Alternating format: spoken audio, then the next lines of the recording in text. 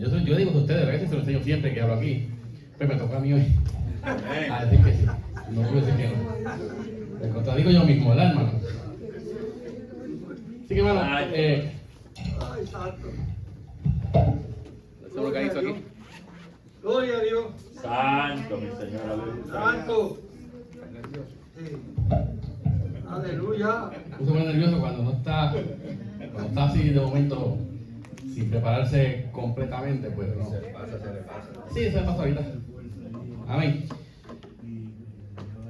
Vamos a buscar en el libro de Hechos, capítulo 21, versículo 13. Hechos, capítulo 21, versículo 13. Cuando tengan, digan amén. Amén.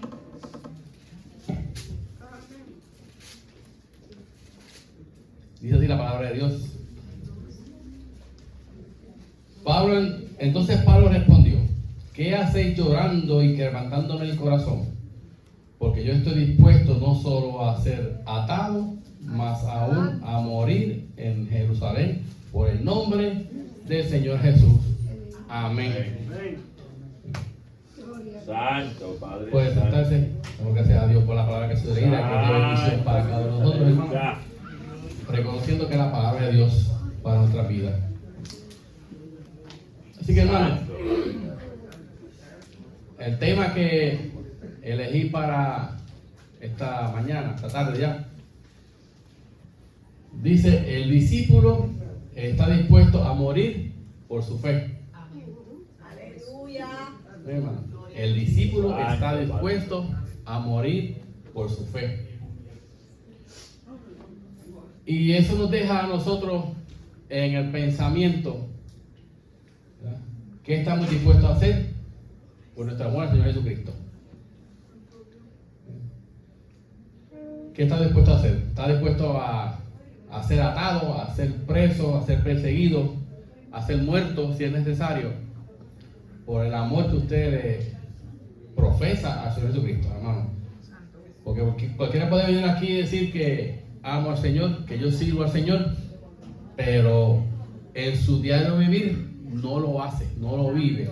Y cuando llega ese momento de persecución y de problemas, niega, ¿verdad? O se vende, ¿verdad? Como pasa muchas veces. Porque hay que tener valentía, hay que ser valiente, hay que ser bravo, ¿verdad? Para enfrentarse a los problemas y a la persecución. Porque está escrito y estamos esperando una gran persecución para la iglesia. Cuando usted ve cómo se está moviendo el mundo el día de hoy, usted sabe que nos falta mucho. Yo le pongo como 10 años, hermano, para que ya estemos en una persecución plena para la iglesia. O sea que falta poco. 10 años pasan en más, ¿verdad? Mira, ya el pastor tiene 92. O sea, 10 años más, pues 102 años, ¿verdad, hermano? Para adelante. Sí, el hermano Lorenzo, para adelante, ¿verdad? Y él demostró, ¿verdad?, su amor. Él construyó este templo y ha estado toda su vida trabajando en la iglesia, ¿verdad? Y con los problemas que vienen y han llegado y vendrán, porque Jesús dijo que es imposible que no vengan tropiezos para nuestra vida. Que nuestra vida como cristianos no es fácil, no es una vida llena de flores y de nubecitas de color y angelitos volando por los aires, sino que va a haber problemas, porque el enemigo, Satán, quiere callar a la iglesia. Y yo le he dicho anteriormente, no se autocensure. Usted nunca se autocensura, porque en un gobierno comunista y fascista te mandan a callar a la mala. Pero tú te callas, te mato. Pero ¿qué hacen? Estos gobiernos que son más liberales como ahora, te empiezan a hablar lindo, cositas lindas para que tú no hables. No te amenazan. Si ellos dicen, que tú eres una mala persona porque pues estás ofendiendo a la gente, porque hablas en contra de un grupo de personas específicos, ¿verdad? Pero te hablan de esa manera para que usted diga y se quede callado. Entonces se autocensura. Usted dejó de hablar, ¿verdad? cuando usted se presente delante del Padre Celestial en ese juicio, digan, ¿qué usted hizo? ¿Por qué tú no hablaste? ¿Por qué te quedaste callado del Evangelio? ¿No predicaste el Evangelio? Ah, pues porque me mandaron a callar. Satán va a decir, no, yo no mandé a callar, él se cayó solo. Yo le dije 2 o 3 cosas, se cayó. Pues yo miedo. Y se cayó solo. Pues sale usted por no hablar. No tenga miedo. Como Pablo en esta escritura, que decía que estaba dispuesto a ser atado, o sea, a estar preso. La persecución va a comenzar por ahí. Va a comenzar a restringir el libre culto. No es que van a eliminar la religión, es que van a hacer que tú adores según dice el gobierno. En China tú puedes ser cristiano, pero la ley dice que tú no puedes predicar ciertas cosas. Tremendo, ¿sabes? No hay libertad ninguna. Excepto los países ya islámicos, que ahí no se puede decir otra cosa que no sea el Islam. Y si saben que están bien informados, ¿verdad? Bueno, no escucha a CNN, ni a CNBC, ni a Telemundo, ni a Guapa, son canales woke. Esos canales no los menciono, no los busca información allá. En Inglaterra, los musulmanes están invadiendo allí y están causando un montón de problemas en ese país, en Inglaterra. Y por ahí pegan ya, porque Europa va a estar en las mismas condiciones, porque Francia va por lo mismo. Ya Macron lo amenazaron, los mismos musulmanes, ¿verdad? Porque esos países, es un castigo de Dios para esos países. Eso es castigo de Dios, está castigando. ¿Ves?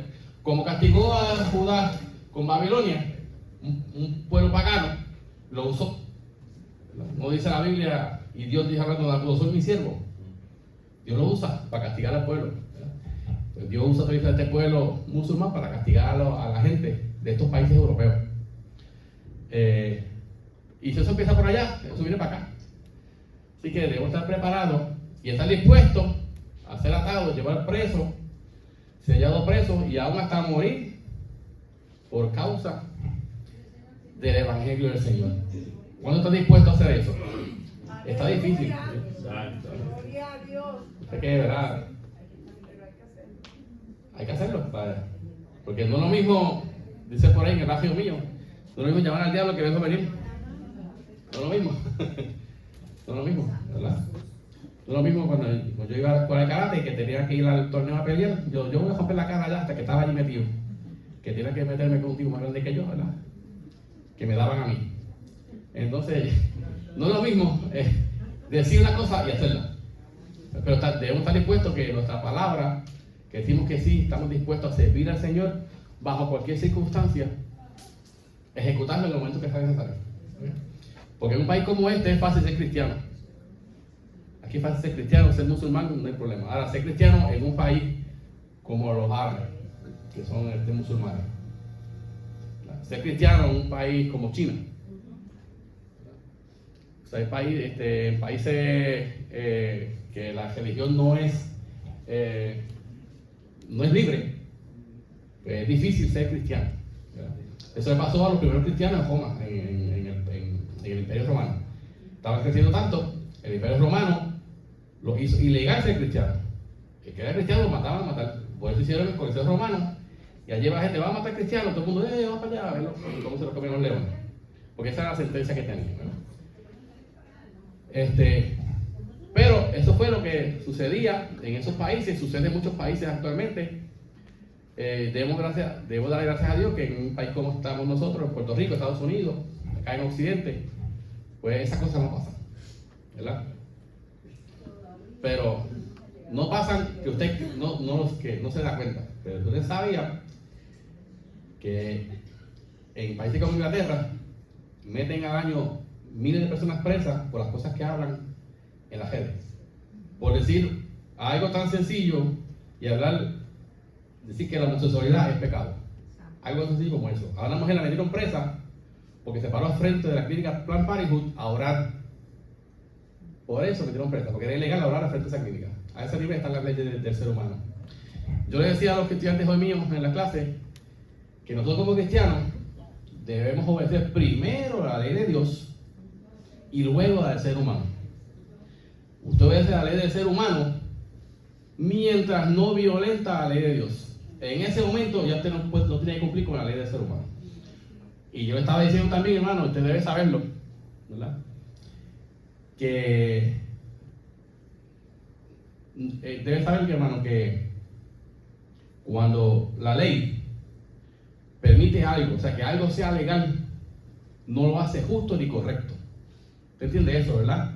El que a él diga que el aborto es legal, eso no es ni justo ni correcto. ¿Verdad que no? Pero es legal, ¿verdad? Antiguamente, en los años 40, era legal matar judíos en Alemania, en Europa. Y le daban premio a la gente porque llevaban el cuerpo de un judío. ¿Verdad? ¿Eso era justo y correcto? Claro que no. Pero era la ley. El que la ley diga algo de ser humano, usted como cristiano y siervo de Dios, tiene que observarla. Si violenta la ley de Dios, usted no tiene que seguir. Usted se va preso. Porque usted tiene que servir primero a quién? A nuestro Padre que está en los cielos, Dios Altísimo. Si le cuesta la libertad, pues que así sea. ¿No dice el Señor Jesucristo? No seréis perseguidos, llevados presos y hasta muertos por causa de mi nombre. Si usted no pasa por ahí, usted no está pasando, o usted no es su siervo, como dijo Jesucristo. Es tan sencillo como eso, ¿verdad? Suena difícil, suena duro, pero es la verdad.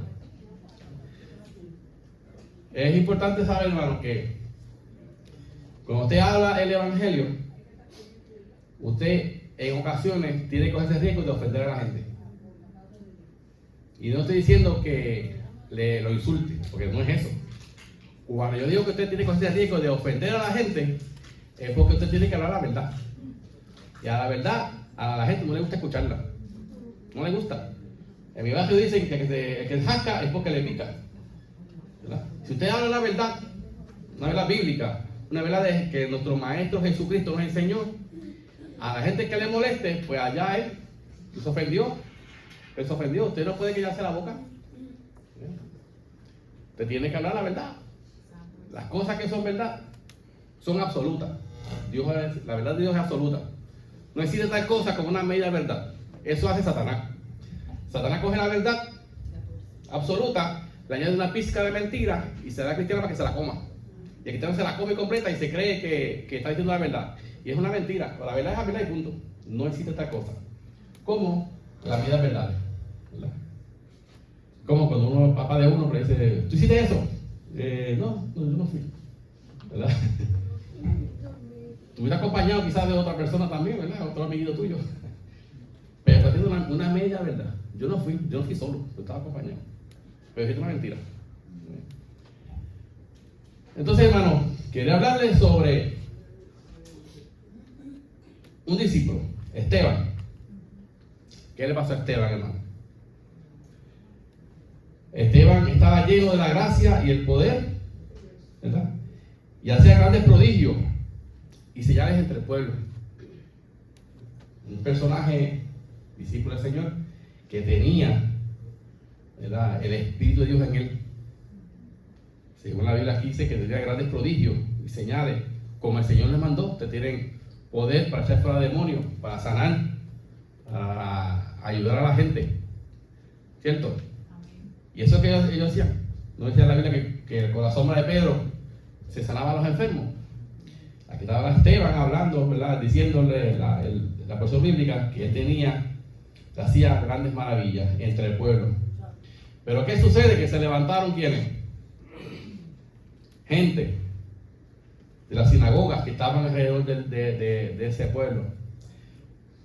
Para refutar, ¿verdad?, para disputar con Esteban, disputar en contra de él. Pero Esteban no se quedaba callado, por eso le costó la vida, porque no se quedó callado. Él seguía hablando la verdad.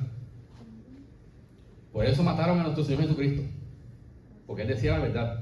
Por eso mataron a Juan el Bautista, porque él decía la verdad a quien le preguntaba, decía la verdad. El que se ofendiera, hermano, pues, I'm sorry for you, como dicen en mi barrio. Tenemos que tener en cuenta, hermano, que no va a ser fácil. Vamos a ser perseguidos de esa manera, ¿verdad?, queriendo censurar al cristiano para que deje de hablar la verdad y la palabra de Dios. Porque Dios, Satanás no tiene problema que usted venga a la iglesia. Él no tiene ningún problema. Usted puede venir a la iglesia toda su vida. lo que tiene el problema es que no quiere que usted hable la verdad. Que hable del Señor, hable de Jesucristo, pero no hable las cosas, los puntos específicos que el Señor tiene que cambiar la vida de la persona y tiene que cambiar sus malos caminos y acercarse a Él. No hables de eso. Es como en China, ¿verdad? Que tú puedes hablar de religión, pero más nada, hasta ciertas cosas. Así que, hermanos, tenemos a Esteban disputando con las sinagogas que estaban alrededor de él, disputando en contra de la gente, llevando la contraria.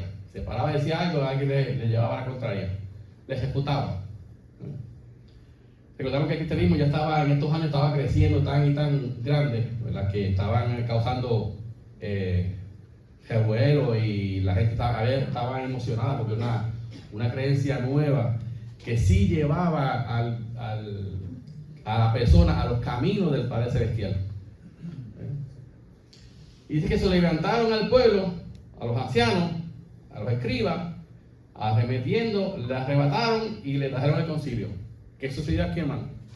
Lo llevaron al concilio, iban a enjuiciarlo a la gente que se encarga, ¿verdad?, de lo que estaba el Sanedrín, para que lo enjuiciaran, lo fueran a entrevistar de por qué estaba haciendo eso. Lo que hicieron también, ¿verdad? Nuestro Señor lo llevaron a juicio injustamente, a juicio faturo ahí, fuera de las horas que le correspondían, sin seguir la ley, ¿verdad? Lo hicieron con todas las malas intenciones. Y pusieron testigos falsos que decían: este hombre no cesa de hablar palabras blasfemas contra este lugar santo y contra la ley. ¿Qué está hablando Esteban en estos momentos? Pues podemos intuir y hablar. Recuerden que, hermanos, cuando en estos años los sacerdotes que estaban a cargo del culto del templo y de los judíos no eran de la línea levita, o eran puestos por el gobierno romano. Eran gente que no sabían de la ley, que no sabían del culto ni las cosas que se hacen en el templo. Por eso, los que sí sabían estaban siempre en pelea con los fariseos, que eran que estaban a cargo de ese culto. Dentro del fariseísmo había dos casas principales, la casa de Gilel y la de Shammai. Por eso ellos siempre estaban en discordia. Dicen por ahí que donde hay dos judíos hay tres opiniones diferentes. ¿Ya saben? ¿Qué pues sucede, hermano? Pues entonces, al ellos no conocer la ley, no conocer la Torah, que es lo que se enseñaba en esa época, pues Jesús discutía con ellos por las cosas que no sabían. Era porque no sabían. Ellos no eran que no eran el líder, es que no sabían lo que estaban enseñando. Por eso pasaba lo que pasaba en esos años, hermano. Cuando usted ve eso, usted se da cuenta que lo que se estaba enseñando en esa época eran caminos erróneos. La gente se dejaba, y el que no sabe, que no estudia, pues se va por ahí. Pues el que no sabe tiene que aceptar la voluntad de la mayoría. Recuerde que la persona que estudia y sabe siempre anda solo, porque él sabe que la mayoría nunca tiene la razón. Usted sabía eso, ¿verdad? Por eso los gobernantes son los peores que puede haber, es el que está gobernando. La mayoría eligió, porque ellos saben que la mayoría siempre está equivocada. Y de esa manera manipulan el gobierno y la ley. ¿Okay? Estoy grabando esto, no están grabando. Y estos testigos falsos hablaban cosas que eran en contra y blasfemias en contra de este lugar santo y contra la ley.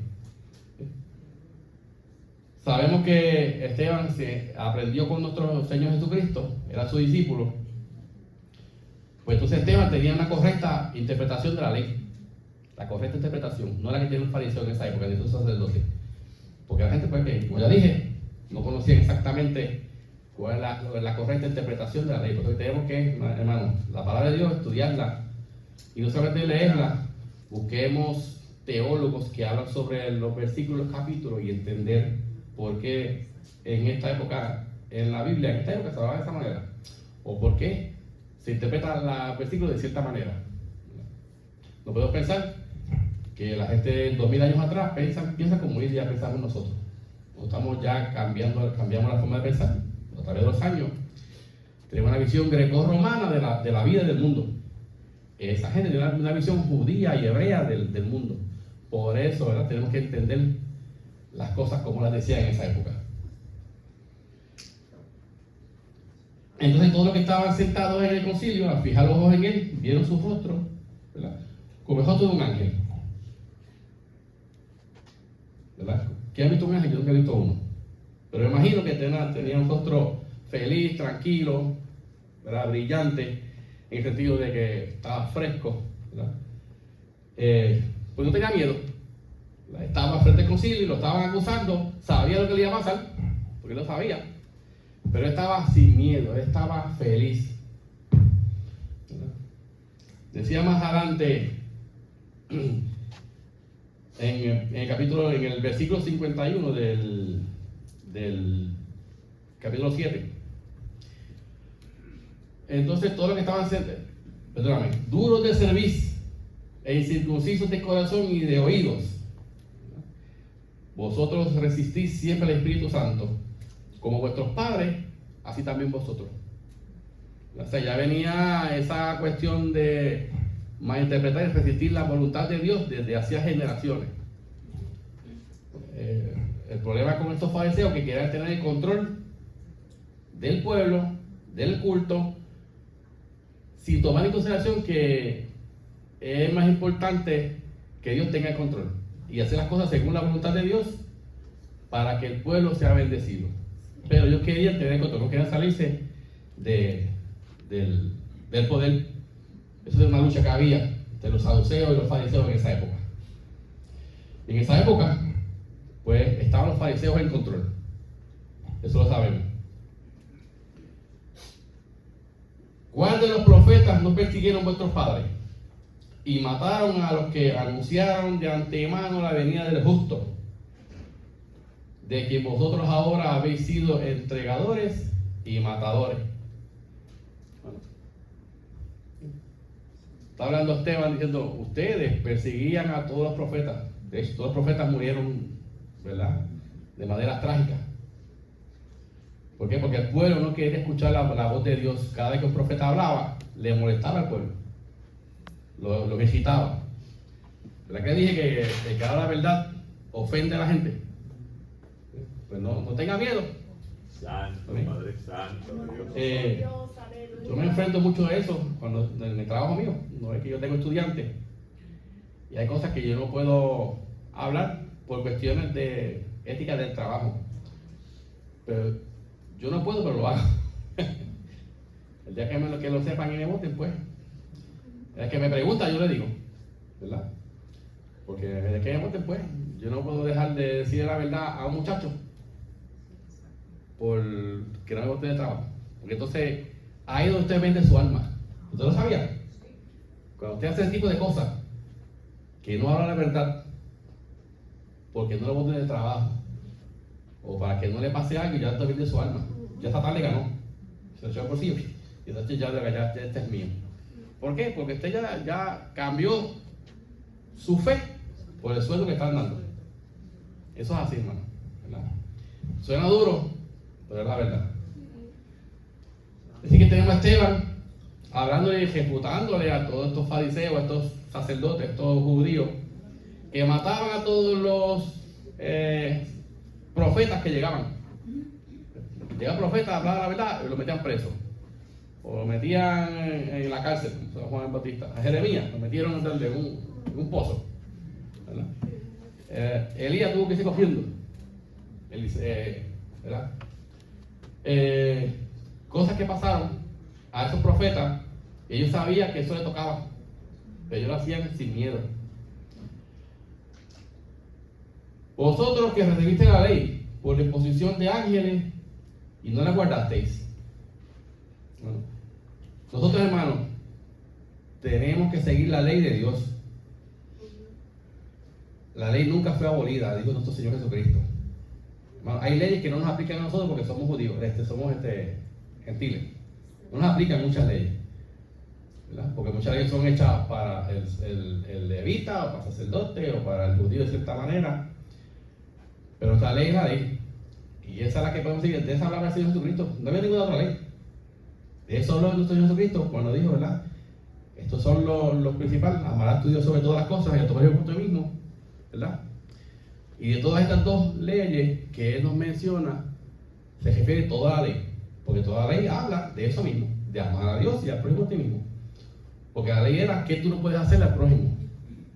Y si le haces algo, ¿cómo tú lo compensas? Esa es la verdad. Bueno, ¿verdad?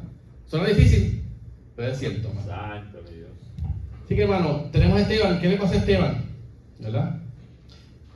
Decía que después que Esteban le llama y le dice que no guardaban la ley, oyendo estas cosas, se enfurecían en sus corazones y cogían sus dientes contra él. O sea, que les rechinaba como el limón agrio, ¿verdad? Que no le gustaba, se gemillaban, porque le estaba diciendo la verdad. ¿Qué hacían esa gente? ¿Verdad? Lo mismo que el Señor Jesucristo decía: ustedes le ponen cargas al pueblo que ustedes mismos no siguen, le enseñan cosas al pueblo que son erróneas, que no es de esa manera. Santo ¿Verdad? Padre. Entonces, el pueblo que sí sabía y que sabía cuál era la verdad, se separaba de esa gente. O eran los que estaban constantemente hablando para ver si corregían el culto y corregían las enseñanzas de esa época. Pues todos estamos aquí para aprender la verdad, para conocer, estudiar la palabra de Dios y saber cuál es la verdad. Pues podemos decir, tenemos la verdad nosotros, ¿verdad? Pentecostales. ¿Usted sabía que hay 30.000 religiones basadas en este libro? ¿Quién tiene la verdad, hermano? Seguimos estudiando.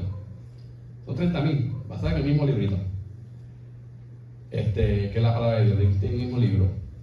O sea, tenemos que entender que debemos seguir estudiando y no creyendo que la sabemos todas, sino que seguir aprendiendo y seguir buscando más en la profundidad de toda la enseñanza que hay en la Biblia. Hermano, yo leo de todos los teólogos que existen, que puedan leer, sean pentecostales, sean bautistas, yo los leo. Yo tengo que aprender de todos ellos. Y leo las enseñanzas que practican otras religiones, porque tengo que entender. Yo no puedo refutar ni dar una apología de ninguna enseñanza si no sé lo que creen los demás. Yo tengo que saber qué creen los demás para poder discutir apologéticamente sobre un asunto.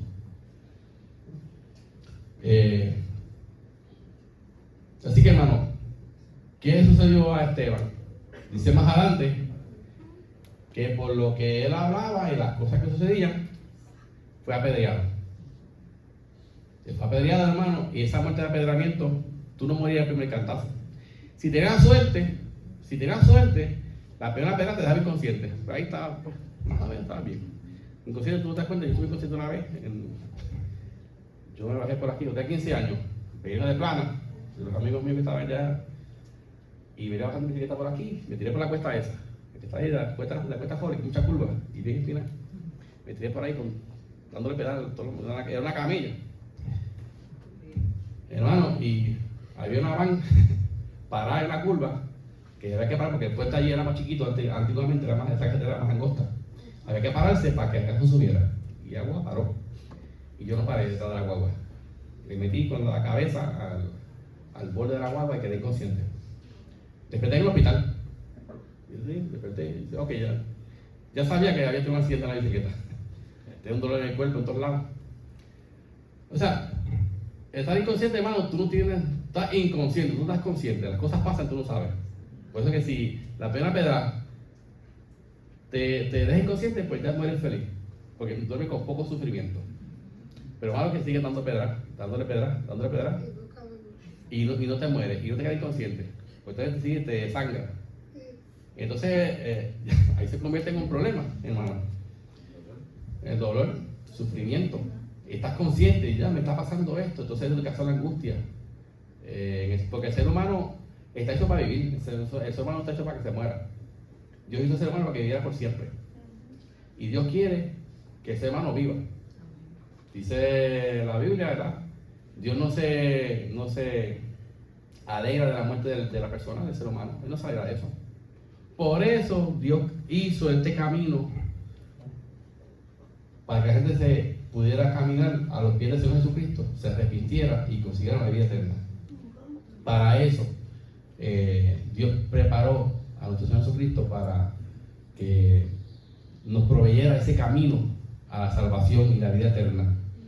Hermano, porque ustedes saben, todos vamos de camino a la muerte. Todos vamos para allá. Usted tiene que elegir cambiar el camino y el rumbo es Jesucristo. Es el único camino al Padre Celestial. ¿Verdad? No dice el mismo. No hay otra solución, no hay otro camino, solamente Jesucristo. Así que me pregunte por qué Dios, la gente se muere, porque hay tanto pecado, hermano. Porque la gente no quiere cambiar. Dios no quiere que pasen estas cosas que pasan en el mundo. Es que el ser humano lo hace a propósito, el ser humano lo hace porque le da la gana. ¿Verdad? Porque quiere, mucha gente quiere tener el control del mundo y no le importa a quién fastidien y quién se muera y quién le haga daño, con tal de ellos tener el control. Santo, Padre. Porque ellos están aparte, ellos están en un nivel de poder y económico que no le afecta nada a lo que pasa en el mundo. Las quejas que pasan las provocan ellos. Porque ese hermano no quiere pelear. Todos los países tienen ejército, pero ninguno quiere pelear. Eso es para defenderse. ¿Verdad? En la antigüedad, los dos ejércitos se paraban uno frente del otro y se hablaba, mira, vamos a resolver esto, dos soldados que mueran, o vamos, entonces rinden o nos rendimos nosotros, algo va a pasar, pero no queremos pelear. Si nadie accedía a ninguna petición, entonces se iban a la guerra.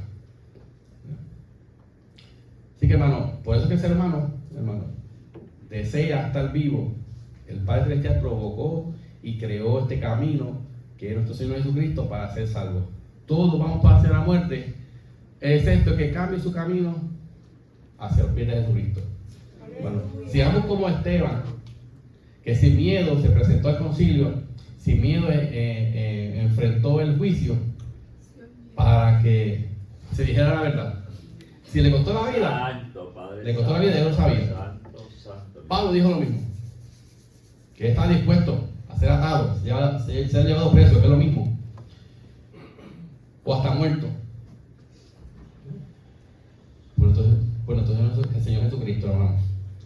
Así que Dios les bendiga, Dios les guarde. Espero que seamos ahora unos discípulos que estemos dispuestos a morir y a llevar a cabo y al frente sin miedo el Evangelio del Señor Jesucristo. Sin miedo, hermano, porque vamos a pasar por el juicio. Nos van a preguntar, ¿qué fue lo que tú hiciste, hermano? ¿Qué fue lo que tú hiciste con los años que te di de vida? ¿Verdad? ¿Qué tú hiciste? ¿Verdad?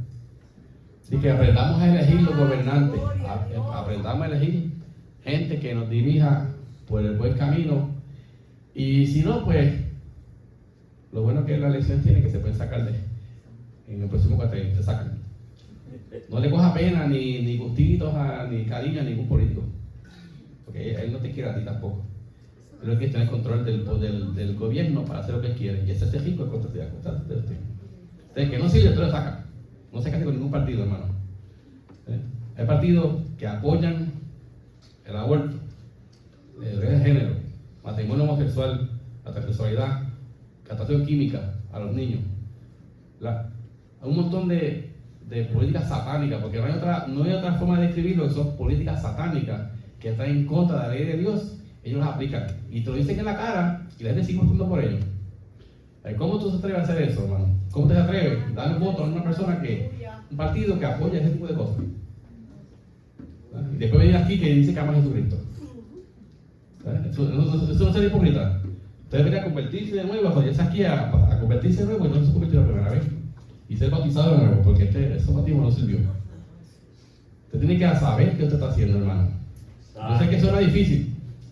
Santo. Pero es una falacia, hermano, que el cristiano no debe participar en la política. Es una falacia. Es una falacia. Esos son engaños del enemigo para que el cristiano se meta a la política y él pueda hacer lo que está haciendo. Por eso la política está como está. El primer error que permitimos los cristianos es separar la iglesia del Estado. Eso es un error. Y ya nos quedamos pillados en esa parte. La iglesia, ¿quién es el Mesías, hermano? ¿Quién es el Mesías? Si no es un líder político, un rey.